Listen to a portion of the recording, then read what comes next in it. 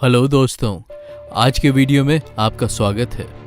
आज जिस इंसान के बारे में हम बात करेंगे, शायद उसका नाम आपने पहले कभी ना सुना हो, पर वो क्राइम की दुनिया का ऐसा डॉन था जिससे पूरा कनाडा थर-थर कांपता था। इस आदमी की कहानी इस बात का सबूत है कि अहंकारी, स्वार्थी और अपनी ताकत के जुनून में दीवाने का अंत हमेशा बुरा होता है। इस कहानी को आगे ले जाने से पहले मैं हमेशा की तरह आपसे दरख्वास्त करूंगा कि वीडियो पसंद आने पर प्लीज इसे लाइक करें और चैनल को सब्सक्राइब जरूर कर लें, क्योंकि आपके लाइक, कमेंट्स और सब्सक्रिप्शन मेरा हौसला बढ़ाते हैं। चलिए कहानी शुरू करते हैं। यह आम सा दिखने वाला चेहरा है भूपिंदर सिंह जोहाल उर्फ बिंडी जोहाल का। पहली नजर में देखने पर यह कैजुअल कपड़े पहने हुए किसी भी दूसरे वैंकूवर के निवासी जैसा लगेगा, मगर बिंडी जोहाल कनाडा के सबसे खतरनाक गैंगस्टर में से एक था। बिंडी का क्राइम की दुनिया में शुरुआती सफर भी काफी चर्चा में रहा। बिंडी अपनी दबंगई, गुस्से, ब्रूटैलिटी और सरेआम अपने अपराधों की शेखियां झाड़ने के लिए जाना जाता था। कानून और वैंकूवर की पुलिस वो अपनी जूतियों पर रखता था, जैसे वो उसके लिए कोई मजाक हो। आज ये नाम बिंडी जोहाल अंडरवर्ल्ड का एक लेजेंड माना जाता है, पर 1990 में इस नाम ने सड़कों पर ऐसी दहशत मचाई थी कि उससे जुड़े हुए लोग आज भी उसे याद करके पसीने पसीने हो जाते हैं। Are you worried about your safety in India? I never worry about my safety. My safety is no problem. And what about the shootings last night? Just move the camera. You might have to worry about your safety. Get that thing out of your face or rip it right off your head. I don't give a okay? Get the thing away. 1990 की एक रात जब करीबन 300 लोग Vancouver के एक night club में अपनी शाम एंजॉय कर रहे थे, तब उन्हें जरा सा भी एहसास नहीं था कि इस रात वो वैंकूवर की सबसे दहशत भरी रात का हिस्सा बनने वाले हैं। 27 साल का बिंडी जोहाल, जो अपने काले कारनामों की वजह से लोगों के बीच एक सेलिब्रिटी सा बन चुका था, उस रात वो क्लब के डांस फ्लोर पर डांस करते हुए शाम के मजे ले रहा था कि तभी उसके पीछे से कोई आदमी बंदूक लिए आता है और उसके सर पर गोली दाग देता है। नाइट क्लब में भगदड़ मच जाती है और इसी मौके का फायदा उठा के वो शूटर वहां से भाग निकलता है। बिंडी के सर के पीछे गोली लगती है और वो पैलेडियम नाइट क्लब के डांस फ्लोर पर खून से लथपथ पड़ा होता है। पुलिस वहां पहुंचती है और बिंडी को अस्पताल ले जाती है, पर डॉक्टरों की सभी कोशिशों के बावजूद भी बिंडी हॉस्पिटल में अपना दम तोड़ देता है। उसकी उम्र महज 27 साल थी। उस रात क्लब में सैकड़ों लोग थे, मगर कोई भी बिंडी के असैसिन की शक्ल को बयान नहीं कर पाया, जिसने भरे क्लब में बिंडी की जान ली थी। इन्वेस्टिगेशन के चलते ये पता चलता है कि शूटिंग के करीब 3 महीने पहले बिंडी के 3 एसोसिएट्स का भी मर्डर हो चुका था। इस घटना ने वैंकूवर में ऐसी खूनी जंग छेड़ दी जो इस शहर ने कभी नहीं देखी थी। सब लोगों के मन में एक ही सवाल था कि कैसे इंडिया से आया एक इमिग्रेंट कनाडा का सबसे खूंखार गैंगस्टर बन गया। बिंडी जोहाल की कहानी किसी रोलर कोस्टर राइड से कम नहीं थी। एक हिंसा, धोखा और हत्या से भरा हुआ रोलर कोस्टर राइड। बात है 1975 की, जब बिंडी जोहाल के माता पिता पंजाब से वैंकूवर, ब्रिटिश कोलंबिया, कनाडा रहने आते हैं। उस वक्त बिंडी की उम्र सिर्फ 4 साल की थी।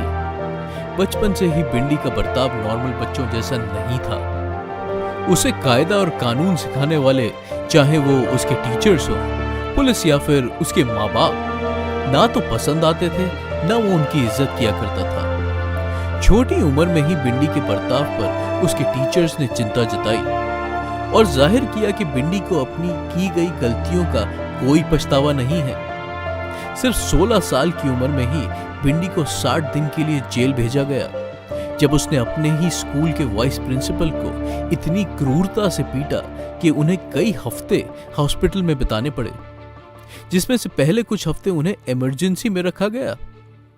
इस घटना के चलते बिंडी को स्कूल से निकाल दिया गया, पर बिंडी को इस बात का कोई पछतावा नहीं था, ना चेहरे पे कोई शिकन थी। बिंडी के हिसाब से वो एक पीड़ित था जिसने अपनी इंडियन कैनेडियन हेरिटेज के चलते कनाडा में बहुत रेसिज्म का सामना किया था, और उनका वाइस प्रिंसिपल उस रेसिस्ट लोगों में से एक था, और इस वजह से उसने इतनी क्रूरता के साथ अपने वाइस प्रिंसिपल को पीटा था। कोर्ट में जब बिंडी के केस का ट्रायल शुरू हुआ तो जज ने बिंडी के इन सब दावों को नकार दिया और कहा कि बिंडी को अपने किए का कोई पछतावा नहीं है और उसे अपनी वाइस प्रिंसिपल को इस तरह मारने का कोई हक नहीं था। वो सिर्फ विक्टिम कार्ड खेल रहा था ताकि वो अपनी सजा से बच सके। बिंडी के द्वारा जेल में बिताया हुआ समय उसमें कोई परिवर्तन नहीं लाया, बल्कि जेल से छूटने के कुछ दिनों बाद बिंडी फिर जज के सामने पाया गया। बिंडी ने मैकनेयर सेकेंडरी स्कूल में दाखिला लिया और रिचमंड शिफ्ट हो गया, पर वहां भी उसने अपना रास्ता नहीं बदला, बल्कि वहां से उसने क्राइम की दुनिया का शहंशाह बनने का सफर शुरू किया।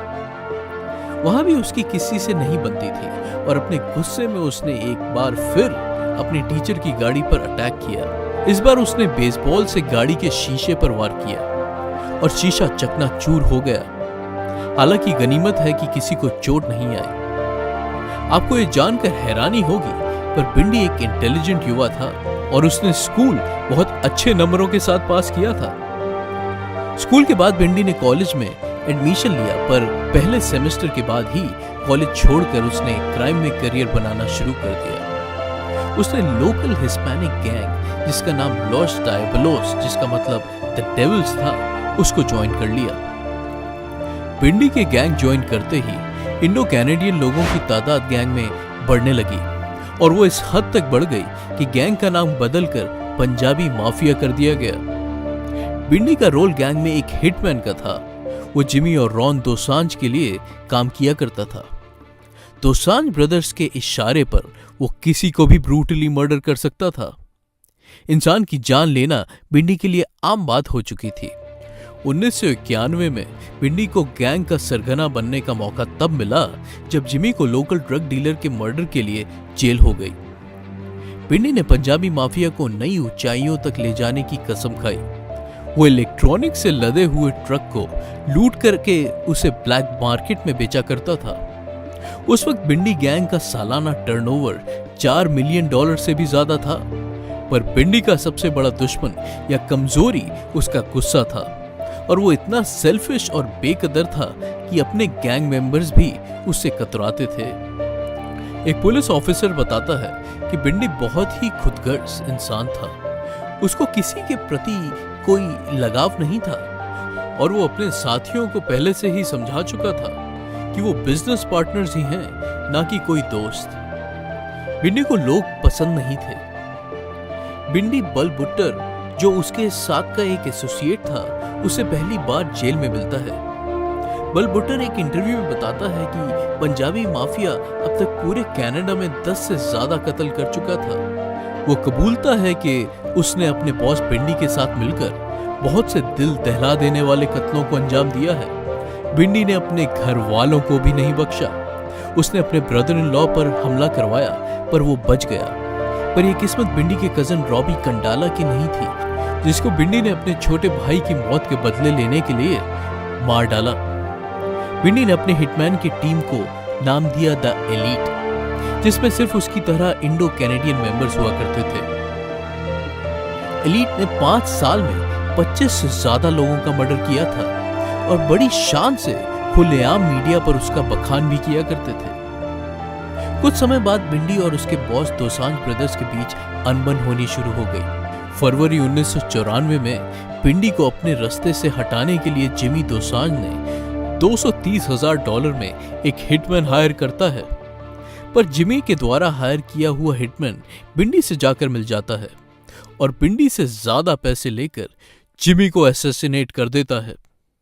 इसके बाद बिंडी कैमरा पर आकर जिमी के लिए उल्टा सीधा बोलता है, जिसके जवाब में जिमी का भाई रॉन बिंडी उसे ओपन चैलेंज करता है और उसे धमकाता है कि अब उसके दिन पूरे हो गए हैं।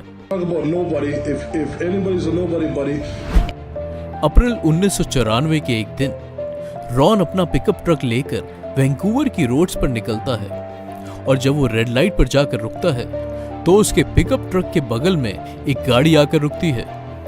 गाड़ी में से AK-47 निकलती है और अंधाधुंध फायरिंग करती है।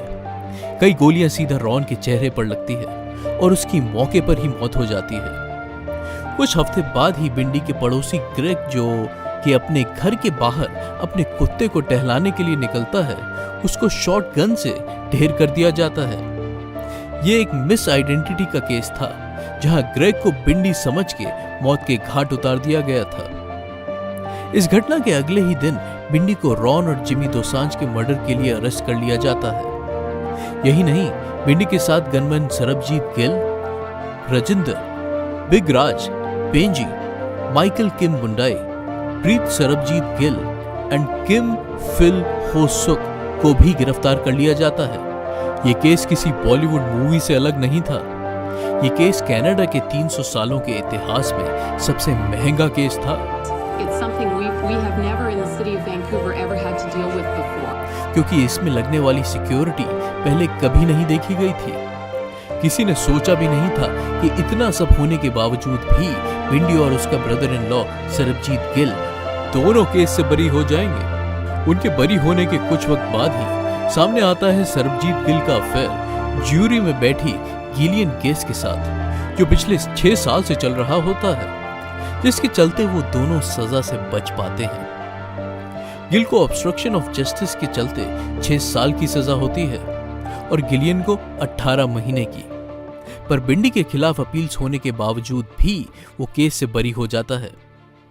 जेल जाने से बाल बाल बचने के बावजूद भी बिंडी के आपराधिक गतिविधियों में कोई कमी नहीं आती, बल्कि अब वो और ताकतवर महसूस कर रहा होता है।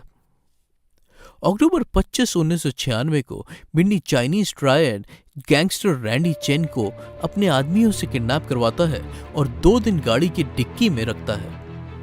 रैंडी की रिहाई के लिए बिंडी उसके भाई से 5 किलो ड्रग्स की डिमांड करता है, पर आपसी समझौता होने के बाद बिंडी $500,000 कैश लेकर रैंडी को रिहा कर देता है। अब तक बिंडी कनाडा में क्राइम का बेताज बादशाह बन चुका था। उसकी दहशत चारों ओर थी। अपने द एलीट गैंग के साथ बिंडी अपने हर राइवल, गैंग मेंबर्स और जो कोई उसके खिलाफ बोले सबको साफ कर देता था। उसका पहला टारगेट दोसांझ ब्रदर्स के एसोसिएट्स थे और उसके बाद उसने अपने ही गैंग मेंबर्स को मारना शुरू कर दिया। बिंडी को अगर भनक भी लग जाए या जरा सा भी शक हो कि कोई आदमी उसके लिए खतरा बन सकता है, तो वो उसको रास्ते से हटाने के लिए 2 बार भी नहीं सोचता था। चंद शंकर, जो कि बिंडी का साथी था और उसका मजाक बनाया करता था, एक रात उसको कार में सोता देखकर बिंडी उसके चेहरे पर गोली मार देता है और शंकर वहीं दम तोड़ देता है।